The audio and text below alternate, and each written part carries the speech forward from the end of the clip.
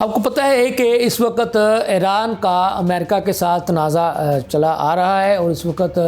सूरत हाल जो है वो इंतहाई कशीदा है ईरान की। अगर देखा जाए तो इस सूरत हाल का जायज़ा लेने के लिए पाकिस्तान के नायब वज़ीर आज़म और वज़ीर ख़ारजा जनाब इसहाक़ डार साहब ने ईरानी वज़ीर ख़ारजा से टेलीफ़ोन पर रब्ता किया। उनके साथ जो है मौजूदा ईरानी सूरत हाल पर तफसील के साथ तबादला ख्याल किया गया और उनसे जो है अब जो ताज़ा तरीन सूरत हाल बनी हुई है उसके बारे में इन दोनों जो रहनुमा हैं उन्होंने आपस में तबादला ख्याल किया गया। हम आपको ये भी बता दें कि आपके इल्म में है कि जो अमेरिकन सदर डोनाल्ड ट्रंप साहब हैं वो